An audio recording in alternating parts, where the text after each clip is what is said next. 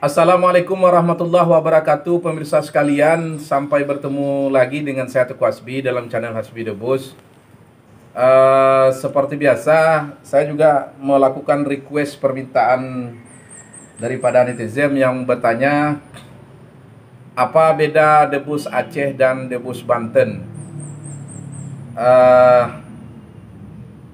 Kalau menurut hemat saya, sebenarnya debus Aceh dan debus Banten itu serupa tapi tak sama. Di mana yang serupanya, yang di mana yang tak samanya. Sebelum saya mengupas tentang apa itu debus Aceh dan apa itu debus Banten, saya mau memberikan sedikit histori debus di dunia ini menurut yang saya pelajari.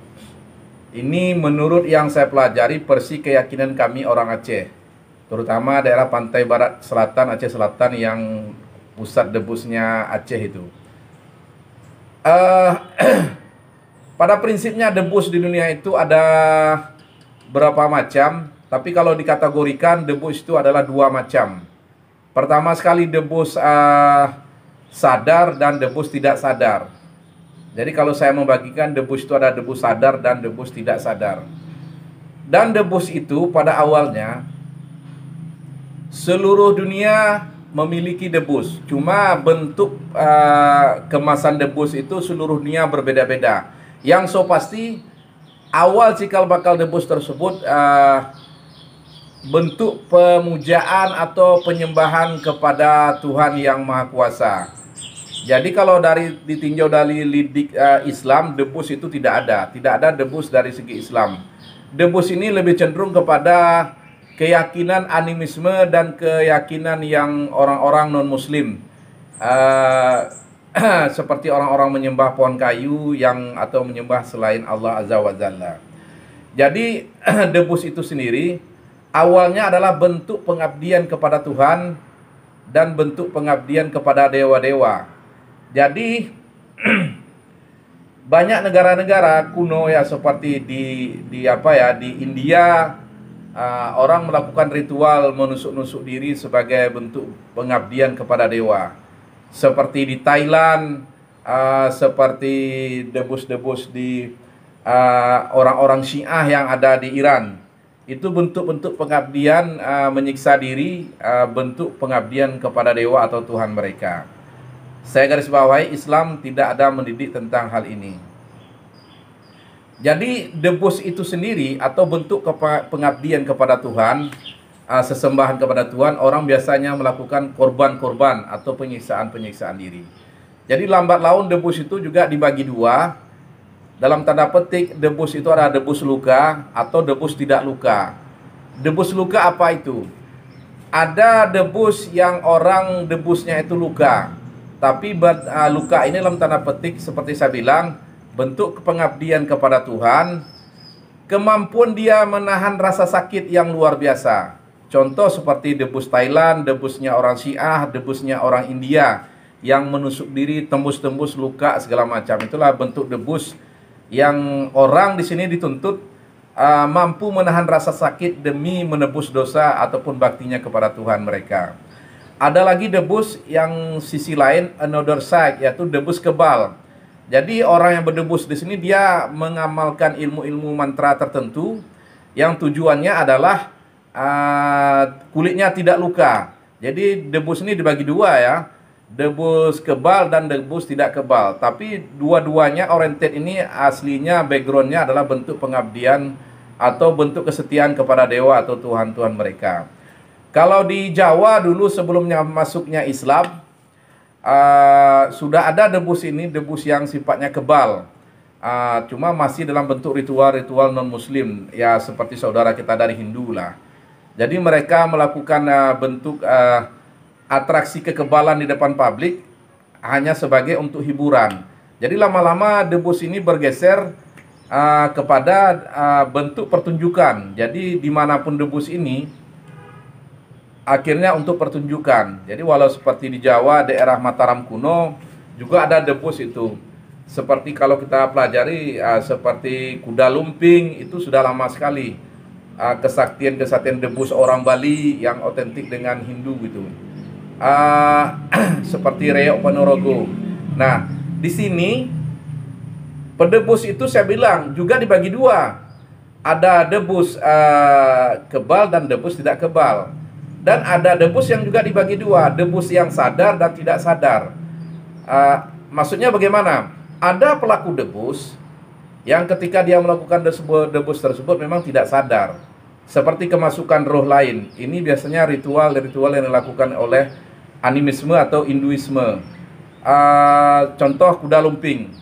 Pelaku debusnya itu dalam keadaan tidak sadar diri. Ini yang saya katakan mereka tidak sadar.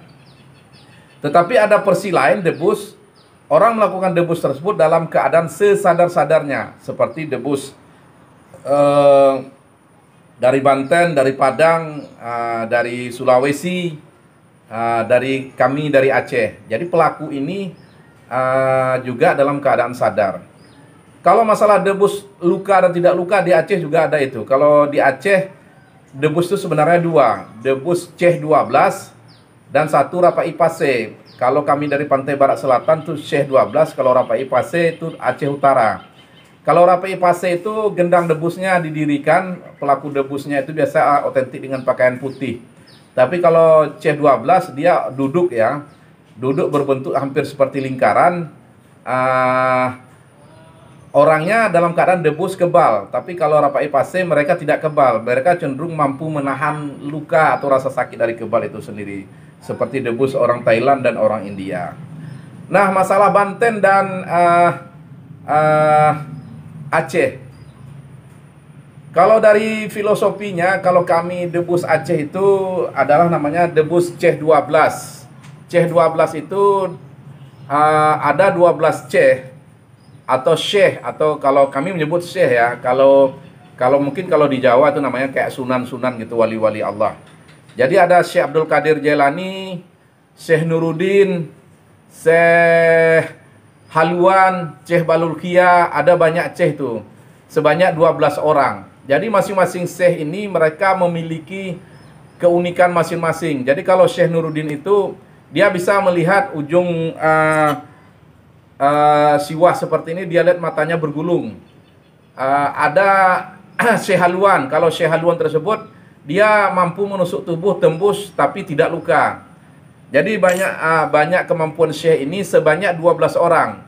Jadi Syekh ini sendiri kebanyakan adalah orang bahasanya orang Timur Tengah datang ke Aceh pada perkembangan agama Islam. Mereka melakukan kesenian di seperti memukul gendang, 12 gendang.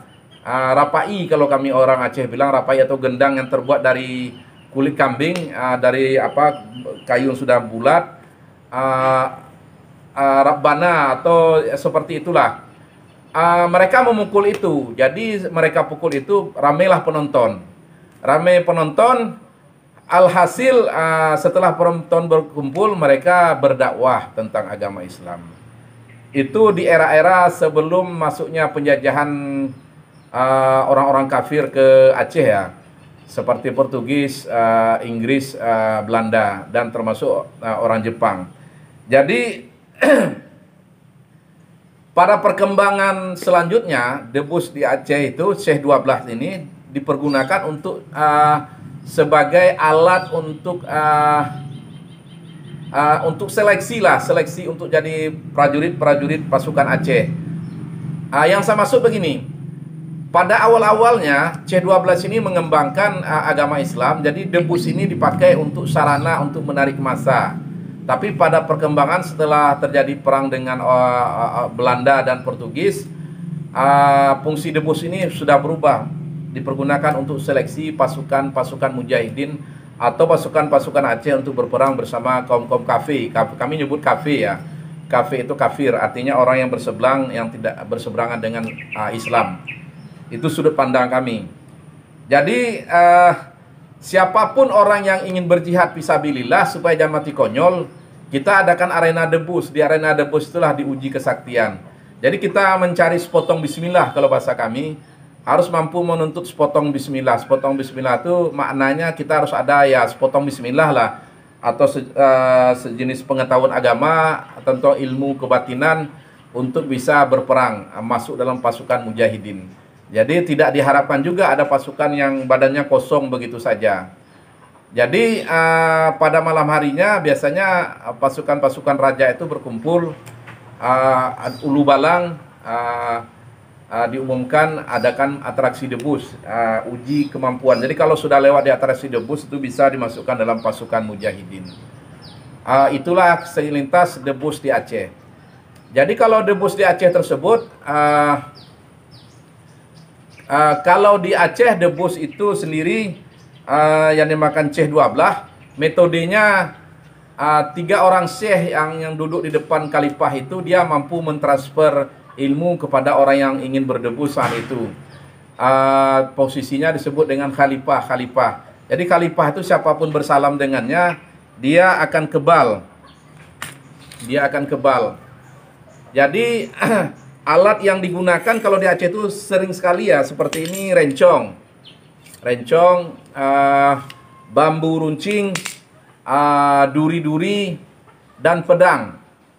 Jadi kalau sistem di Aceh sendiri kebanyakan orang berdebus mereka menusuk diri seperti ini atau menikam.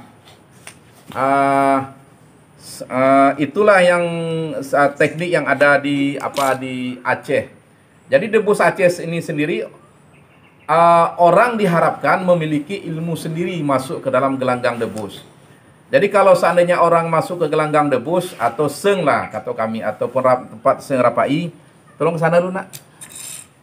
Jika dia tidak memiliki ilmu kanuragan, dia akan bersalam saja dengan khalifah dan mengatakan kalau dia tidak sapuina. Tidak sapuina artinya tidak memiliki sesuatu pun. Jadi sementara dia ingin berdebus, berarti sang khalifah yang 3 orang ini berkewajiban mentransfer ilmu yang bernama Sibalul Mejra kepada orang yang masuk berdebus tersebut. Caranya bagaimana? Kalau di debus itu ada nama gendang sebanyak 12 buah. Jadi waktu proses penikaman diri itu, misalnya penikaman diri begini, bimpung atau bim-bimpung pada saat pung. Jadi harus seirama dengan gendang, kalau tidak luka. Itu bagi orang yang tidak memiliki ilmu. Tetapi kalau bagi orang yang memiliki ilmu sendiri, dia boleh menghentikan gendang tersebut. Dia boleh menusuk seenaknya di luar ketentuan-ketentuan rapai. Itu debus yang ada di Aceh Selatan daerah saya. Bagaimana dengan debus Banten? Banten, menurut pengetahuan kami orang Aceh dengan Banten itu sangat dekat. Jadi Jawa Barat dengan Aceh itu sangat dekat, termasuk Jakarta sekarang. Debus di Banten itu sendiri sebenarnya awalnya adalah debus kuno. Ini pemahaman kami dari kerajaan Aceh. Debus kuno artinya begini, debus di Banten itu cikal bakalnya adalah debus dari animisme debus Hindu. Karena di Jawa tersebut seperti daerah Banten, Jawa Barat, Jakarta itu awalnya Hindu. Jadi kerajaan-kerajaan Hindu besar di Jawa. Jadi segala kegiatan debusnya itu sangat melekat dengan kebiasaan Hindu. Jadi debus Banten awalnya itu berakar daripada juga pengabdian kepada dewa-dewa dan juga pengabdian kepada keyakinan-keyakinan mereka. Tetapi debus Banten itu dapat polesan selanjutnya berkembang kepada debus yang sedikit modern yang bernuansa Islam. Walaupun tidak di dalam Islam tidak pernah dibahas tentang debus, tetapi debus Banten dari Hinduisme menjalar kepada sedikit style orang-orang Islam. Juga sebenarnya dipengaruhi oleh orang-orang Aceh. Orang Banten mengakui atau tidak diakui, debus di Banten itu sebenarnya berawal 1906 kalau tidak salah. Berawal tahun 1906 ketika ada seorang pejuang Aceh yang bernama Cut Nyadin itu dibuang oleh Belanda ke daerah Sumedang. Sumedang, kami meyakini Sumedang itu juga daerah Jawa Barat. 1906 itu dibuang ke sana. Cut Nyadin tidak sendiri, dia didampingi oleh pengawal-pengawalnya atau hulu balang-hulu balangnya. Dari sudut pandang kami orang Aceh, yang kami dapati dari indatu kami, cerita nenek-nenek moyang kami, bahwa para ulu balang Cut Nyak Dien inilah, artinya Cut Nyak Dien ketika dibuang ke sana, dia juga didampingi para ulu balangnya, arti pengawalnya ataupun pasukan penjaganya. Jadi Cut Nyak Dien dibuang sana bukan sendiri, ada beberapa orang yang mendampinginya dengan setia, yaitu para ulu balangnya. Para hulu balang inilah yang mengembangkan tradisi debus yang sudah ada di Aceh dibawa ke sana. Kenapa debus yang dibawa oleh ulu balang ini, apakah debus Pase ataupun debus C12? Saya menyatakan debus yang dibawa oleh ulu balang ini adalah debus C12, karena Cut Nyak Dien itu sendiri adalah daerah pantai barat Aceh. Pantai barat Aceh juga daerah pesisir pantai barat Aceh Selatan dan Aceh Barat. Calang, Nagan Raya termasuk Singkil. Sementara Pase itu Aceh Utara sebelah sana. Dan itu berbeda sekali. Jadi debus kebal yang sentuhan nuansa Islam dikembangkanlah oleh orang-orang yang hulu balang daripada Cut Nyak Dien ini. Jadi hampir mirip, itu bisa kita lihat nuansa Islam dan nuansa Aceh di sana sangat kental sekali. Dari ilmunya hampir sama. Ada beberapa orang Banten yang belajar ilmu ke saya, ketika saya dengar mantranya juga hampir sama dengan Aceh. Tentang keyakinan mereka tentang kebal sumpah besi yang bernama besi Kursani.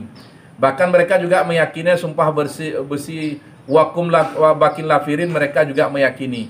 Dan orang Banten juga memiliki ilmu kebal yang berdasarkan Nur Muhammad. Jadi sangat jelas sekali benang merahnya antara ilmu Aceh dengan ilmu Banten. Jadi makanya kalau kami orang Aceh sangat menghargai orang Banten, karena kami merasa itu saudara satu tali seperti itu. Jadi setelah masuknya Islam 1527 ya, berdirinya Jakarta yang ditaklukkan oleh seorang putra Aceh yang bernama Syekh Fathahillah. Jadi terserah orang memfitnah Syekh Fathahillah yang ini, katanya dia bukan non muslim. Aneh sekali orang itu kan fitnahnya. Jadi Syekh Fathahillah itu asli orang Aceh, lahir di Aceh. Jadi Syekh Fathahillah ini berapa kerajaan Demak, kerajaan Mataram juga bersatu menyerang pasukan Belanda. Sehingga kerajaan-kerajaan Islam ini yang dipimpin oleh Syekh Fathahillah ini mampu menaklukkan kerajaan Belanda pada 22 Juni 1527. Jadi artinya pada saat 1527 sebelum itu sudah masuk kerajaan-kerajaan Islam, yang juga di sana para ulama-ulamanya tuh dapat didikan dari ulama-ulamanya Aceh. Jadi di sana juga ada namanya Sunan ya, atau Wali Songo, 9 Wali Songo. 9 Wali Songo ini juga backgroundnya juga ilmu daripada keagamaannya itu berasal dari Pase, yaitu wilayah Aceh.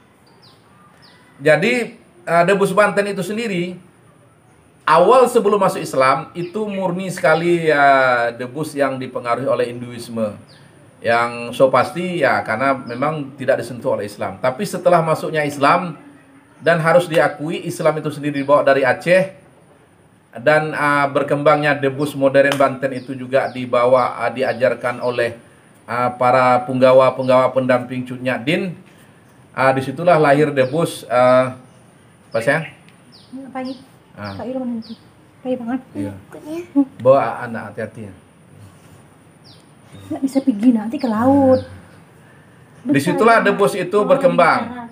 Jadi debus yang Persi Islam Banten dengan Aceh itu boleh dikatakan sama, tapi beda cara saja. Jadi kalau kita di Aceh itu memakai gendang 12 orang, bentuknya lingkaran seperti kuburan ya. Bukan bulat murni tapi memanjang seperti ini, yang dipimpin oleh 3 orang khalifah. Cuma kalau debus Banten dia lebih cenderung seperti gaya pendekar. Gerakannya seperti gerakan pendekar yang memakai golok. Jadi kalau di Banten itu sendiri lebih tren golok saya lihat. Kalau kita lebih tren rencong, itu yang murninya, walaupun sekarang debus itu sudah modern. Dan dari segi pemahaman ilmunya tentang asal-usul ilmu kebalnya, kalau di Aceh itu kan lebih tren dengan istilahnya dengan istilah ilmu kebalnya adalah berdasarkan ilmu sir, atau seperti sirullah, sir Muhammad, atau itu intinya membahas tentang Nur Muhammad. Walaupun sebenarnya dalam Islam sendiri itu saya tidak melihat referensi itu. Kalau di Aceh kita juga membahas masalah besi kursani, di Banten juga membahas masalah besi kusarni. Kalau sumpah besinya orang Aceh itu wakum bakil lafirin, dan saya menemukan orang Banten juga memiliki itu. Dalam tanda petik ajian-ajian yang katanya background dari setelah masuknya Islam. Jadi itulah yang bisa kita sampaikan, di mana bedanya Debus Banten dan Debus Aceh. Yang jelas, kalau boleh jujur, apapun propaganda orang, apapun kebencian orang kepada kami orang Aceh, ketidaknyamanan katanya orang Aceh lebih keras dan lebih pembangkang, harus diakui untuk bangsa ini Aceh sudah berbuat. Bahkan radio yang pertama sekali memproklamirkan kemerdekaan Indonesia itu adalah Radio Rimba Raya di Aceh Tengah. Dan orang Aceh juga membangun Monas, dan orang Aceh juga membantu pesawat dan kapal laut. Dan berapa tahun juga Jakarta itu sendiri, Indonesia dibangun dengan hasilnya, gasnya PT Arun orang Aceh. Walaupun sebagian orang tidak menyukai suku kami, suku Aceh. Yang so pasti kami mencintai suku lain, apalagi suku yang ada di Jawa, seperti di Jakarta, daerah Banten dan Jawa Barat. Karena banyak ulama-ulama kami yang pergi ke sana mengembangkan agama Islam. Jadi saudara sekalian, tetaplah bersatu Indonesia. Assalamualaikum warahmatullahi wabarakatuh.